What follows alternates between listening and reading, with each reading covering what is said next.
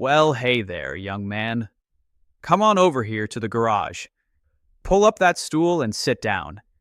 Today, I'm going to teach you how to check a car before you buy it, how to look under the hood and know what you're seeing, how to protect yourself so nobody can sell you a lemon. And while I'm showing you these things, while we're looking at this engine together, I'm going to tell you a story. I'm going to tell you about 1976, about the first car I ever tried to buy, about how I got cheated and humiliated and left with a broken down piece of junk that nearly broke my spirit. But more importantly, I'm going to tell you how I took that pain and turned it into knowledge, how I turned that cheating into a skill that fed my family for 30 years, and how I made sure that what happened to me would never happen to you. This isn't just about cars, son. This is about dignity. This is about how you respond when the world tries to beat you down. This is about choosing to get better instead of bitter. Now look here at this engine. First thing you always check is the oil. Pull out the dipstick like this. Wipe it clean, put it back in, pull it out again. See that? Oil should be amber or brown, not black, and it should be at the right level between these marks. You check the transmission fluid the same way, but that one should be pink or red. If it's brown or smells burnt, that transmission is going bad, and that's expensive to fix. You listening? Good, because somebody should have taught me this in 1976. Nobody did. Let me take you back to April 1976. I was 35 years old, working at the Southeastern Manufacturing Plant in Atlanta, making decent money for a black man at that time. Not great money, but steady. Your grandma and I, we had 3 kids by then. Your daddy was 10 years old, your uncle was 8, your aunt was 5. We'd been getting by with one car, an old 1968 Chevy that was more rust than metal at that point, and it was dying. Every week something else broke. The starter went out. The radiator cracked. The muffler fell off in the middle of the street. I was spending more time fixing that car than driving it. So I made a decision. I was going to buy a car. Not another old used beater that would break down in 6 months. A real car. Maybe even a new car if I could swing it. I started saving every extra dollar, worked overtime every chance I got, skipped lunches. Your grandma took in sewing and ironing. We saved. Took us 8 months, but by April, we had $2,000 cash. $2,000 in 1976 was serious money, son. That was like having $10,000 today. I remember the morning I decided to go to the dealership. It was a Saturday. I put on my best clothes, my church suit, my good shoes, everything pressed and clean.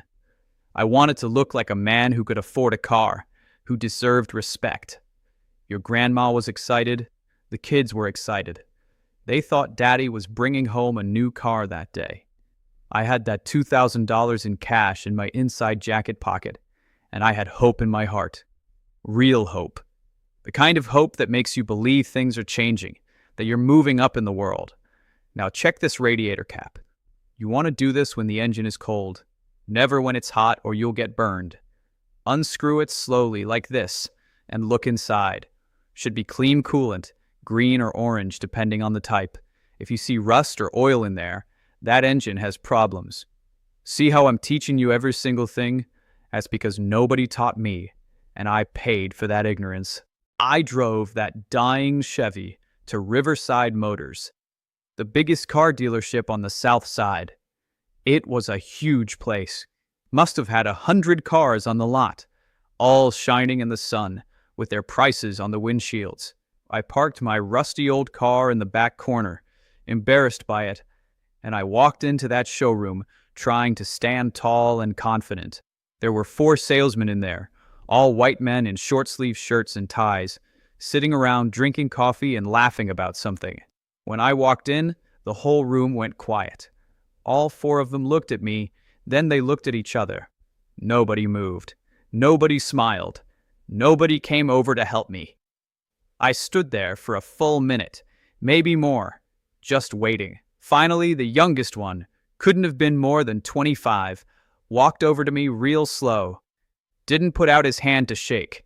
Didn't smile. Just said, "Can I help you find something?" I said, "Yes, sir. I'm looking to buy a car. I've got cash for a down payment, and I'd like to see what you have available." He looked me up and down like he was trying to figure out if I was lying or crazy. Then he said, "New or used?" I said, "Well, I'd like to look at new cars if possible. Maybe we could work something out with financing." He actually laughed. Not a mean laugh, but not a friendly laugh either. More like he thought I was joking. He said, "Let me show you what we have over here." And he walked me right past all the new cars, right past the showroom, straight out a side door to the back lot where they kept the used cars. And not even the good used cars, the trade-ins, the ones with problems. Now look at these belts here. Serpentine belts should be smooth, no cracks, no fraying. If you see cracks like this, see these little lines? That belt is about to break, and when it does, this engine overheats and you're stranded. Press on it like this. Should have some give, but not too much. You check all these things before you buy. You hear me? All of these things. Because they will lie to you. They will smile and lie to you and sell you junk and not lose a minute of sleep over it. That salesman showed me a 1972 Ford LTD, 4 years old, which didn't seem too bad. It was brown, kind of ugly, but it ran when he started it up. He said it had been well maintained, only one previous owner, just some normal wear and tear. He quoted me $1,800. I asked if I could take it to a mechanic to have it checked out before I bought it. He got this look on his face like I'd insulted him. Said, "Sir, we stand behind all our vehicles. You don't trust our word?" I didn't know what to say to that. I was raised to be respectful, especially to white folks in positions of authority. So I backed down. I said no, I trusted him. Then I asked about financing on a new car. Could I use my $2,000 as a down payment and finance the rest? He said he'd check. Took my information back inside and was gone for 20 minutes. When he came back out, he said, "I'm sorry, but you don't qualify for our new car financing program. No credit history." I said, "But I have steady employment. I've been at the same job for 8 years. I have $2,000 cash right here." He just shook his head. Company policy. No credit history, no financing for new vehicles. What he meant was, black man, no loan.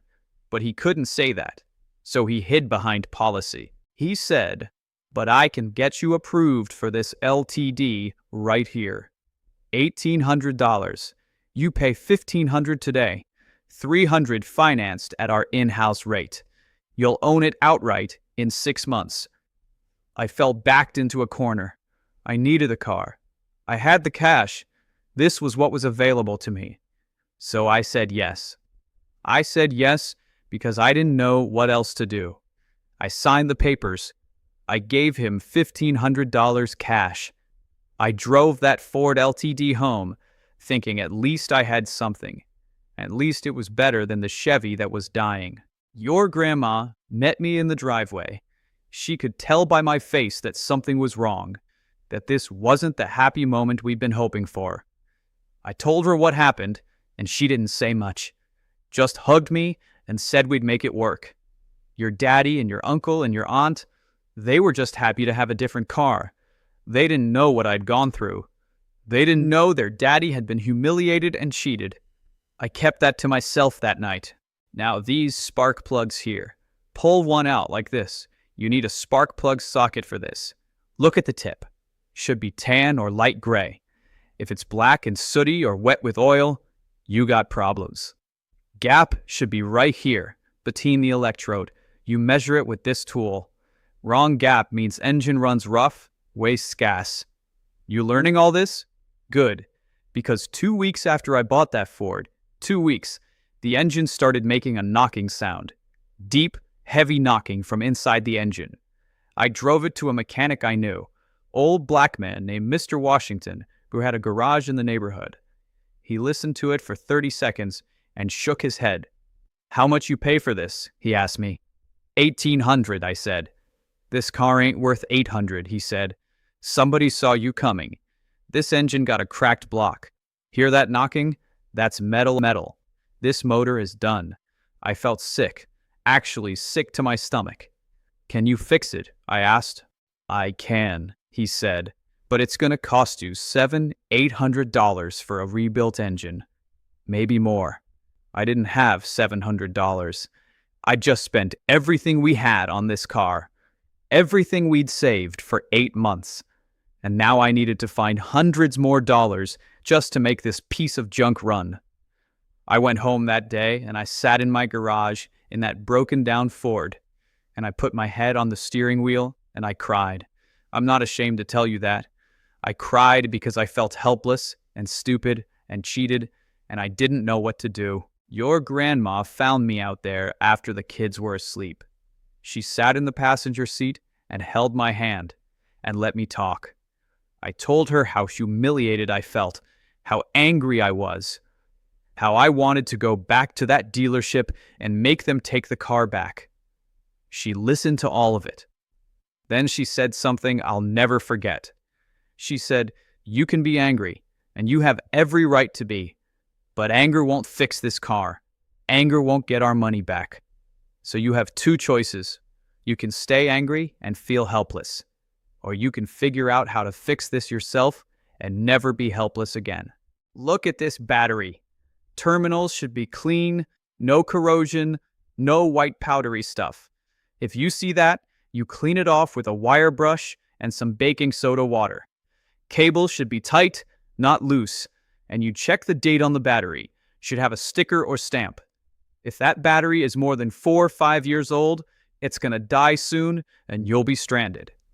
These are simple things. Simple, but they make all the difference. The next day, Sunday, I went to the public library, checked out 2 books on car mechanics, brought them home, and started reading. I didn't understand half of what I was reading at first. The words were technical, the diagrams were complicated, but I kept reading. I read those books at night after work. I read them on my lunch break. I read them until I started to understand how an engine works, what all the parts do, how they connect to each other.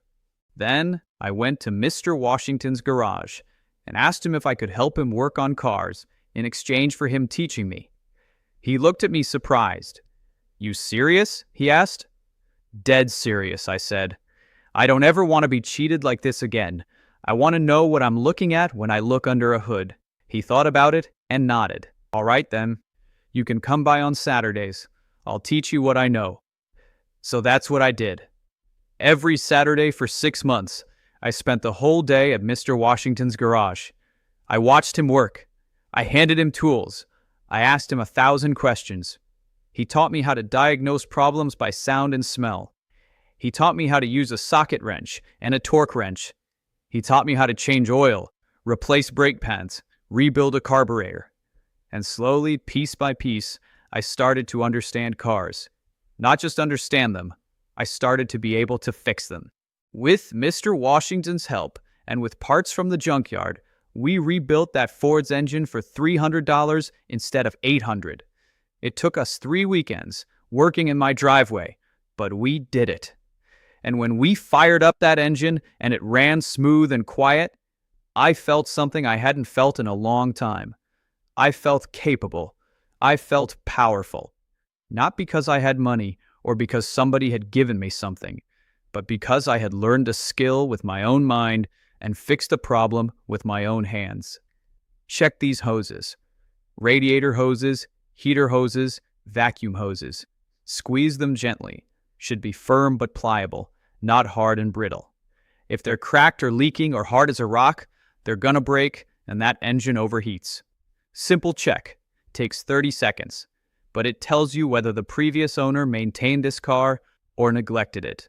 Word spread in the neighborhood that I was learning mechanics.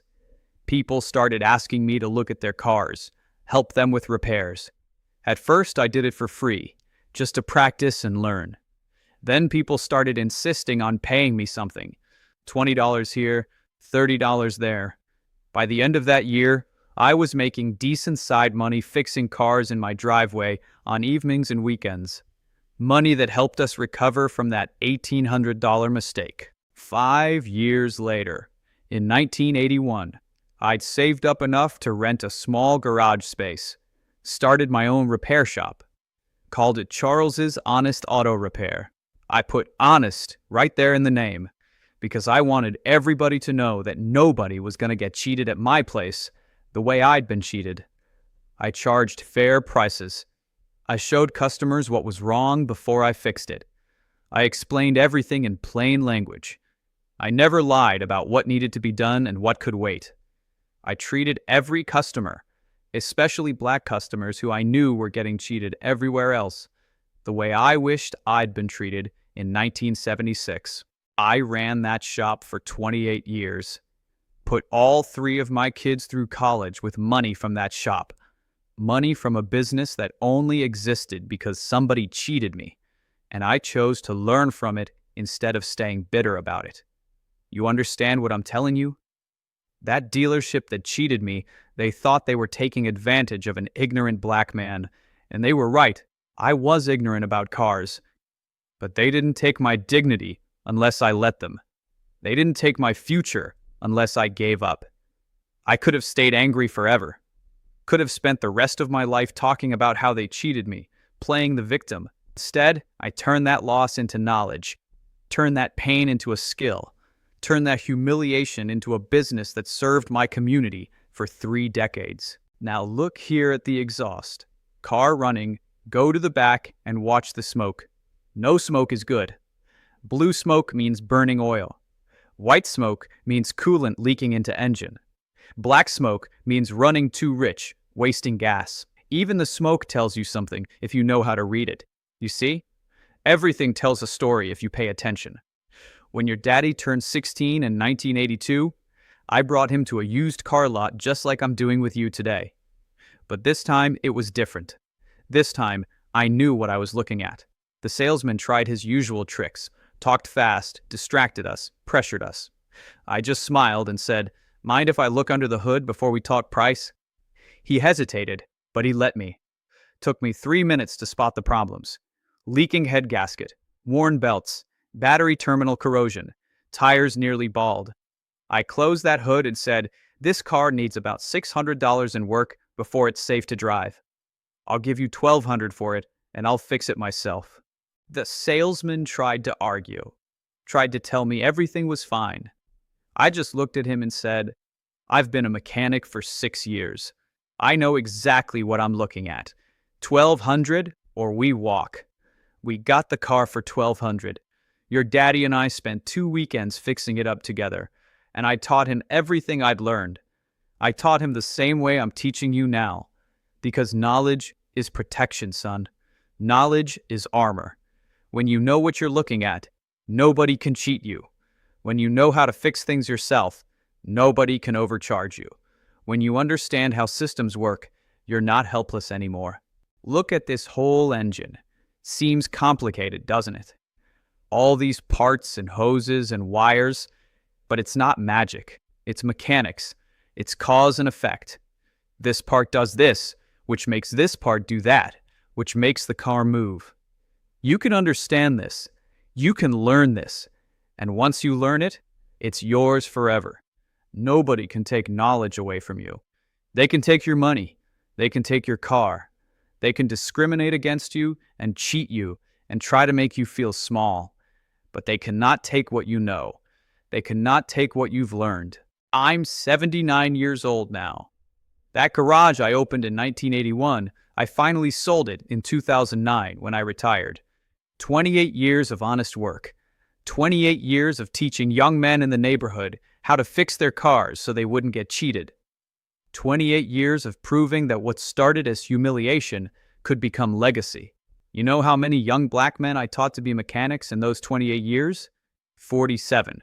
Men who now have a skill, who can provide for their families, who can't be cheated because they know what they're looking at. That's 47 ripples from one bad day in 1976. That's abundance from scarcity. That's redemption from pain. Check this VIN number right here on the dashboard. Write it down. Go online and run a vehicle history report. Costs $30, but it tells you if this car was in accidents, if it's been flooded, if the odometer's been rolled back. Technology makes it easier now than it was in my day. Use that technology. Protect yourself with information. So here's what I want you to remember, young man. Life is going to cheat you sometimes. People are going to take advantage of you, discriminate against you, try to sell you something broken and tell you it's fine. Especially if you're a black man in America. That's just reality. I'm not going to lie to you about that. But here's what's also reality. You get to choose what you do with that. You can let it make you bitter, angry, defeated, or you can let it make you better, smarter, stronger. You can turn every loss into a lesson, every setback into a setup for a comeback, every moment of ignorance into an opportunity to learn. When I walked into that dealership in 1976, I was ignorant about cars, and they used that ignorance against me. But I didn't stay ignorant. I chose to learn. And that choice changed everything, not just for me, but for my family, for my community, for you standing here today, learning how to check an engine, because your grandpa learned it 48 years ago after getting cheated. See how that works? See how one man's choice to learn, instead of staying bitter, can echo down through generations? You're about to buy your first car. I'm not going to let you go into that dealership ignorant the way I was. You're going to know what you're looking at. You're going to check the oil and the transmission fluid and the coolant and the belts and the hoses and the battery and the tires. You're going to look under the car for rust and leaks. You're going to test drive it and listen for strange noises. You're going to run that VIN number and check that history. You're going to walk in there with knowledge as your armor. And if they try to cheat you, you're going to smile and walk away because you'll know better.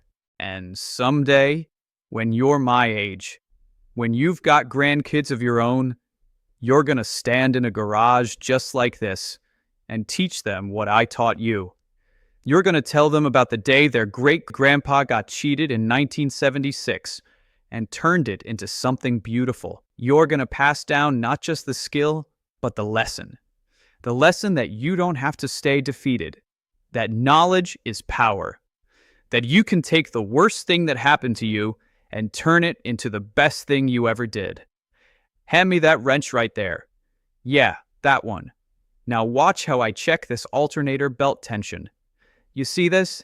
This is more than car mechanics, son. This is life mechanics. This is how you survive and thrive when the world tries to break you.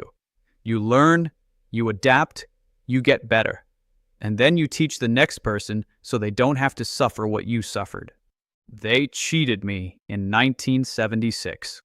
Took my money and gave me junk and laughed about it, probably. But you know what? They lost.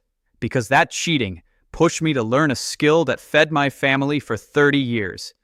That cheating created a business that served my community.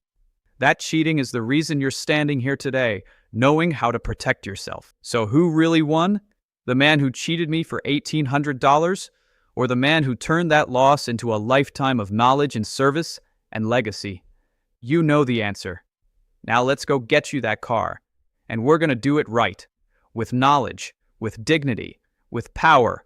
The way it should have been done in 1976 and the way it's going to be done today. Come on, son. Your grandpa's got your back.